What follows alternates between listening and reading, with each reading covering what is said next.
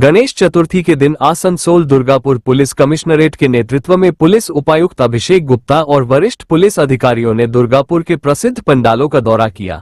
अभिषेक गुप्ता ने कहा कि आज मंडप का दौरा मुख्य रूप से भीड़ प्रबंधन के दिशा निर्देश प्रदान करने के लिए था।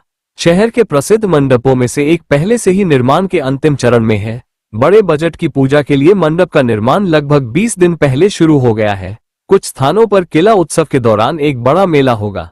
सड़कों और यातायात की अग्निशमन प्रणाली सुरक्षा, इन मुद्दों को देखने के लिए आसनसोल दुर्गापुर पुलिस आयुक्त की एक टीम ने आज शहर की बड़ी पूजा समितियों के मंडप का दौरा किया। गुप्ता ने पुलिस उपायुक्त कार्यालय में कहा, पूजा शुरू हो गई है। बड़े मंडप की भीड़ को प्रबंधित करने के लिए पूजा समितियों को सभी प्रकार के दिशा निर्देश पहले ही दिए जा चुके हैं। আজকে অনেকগুলো পুজো মণ্ডপ ঘুরে দেখছেন, কি কারণে এত আগে থেকে ঘুরে দেখার?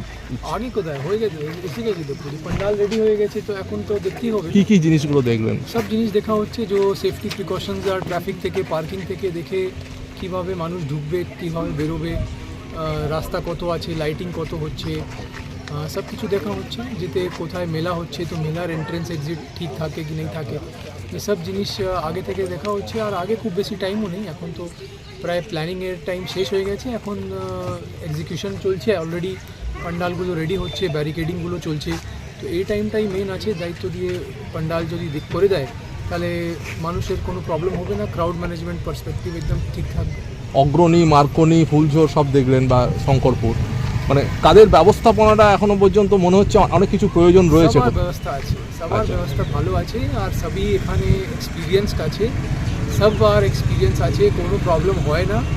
আমাদের কাজ থাকে শুধু ক্রাউড ম্যানেজমেন্ট পার্সপেক্টিভ থেকে একটু গাইড করে দেওয়া, সেটা আমরা করছি। আমাদের পুরো টিম এখানে আছে, এসিপি দুর্গাপুর, সিআই আছেন, ওসি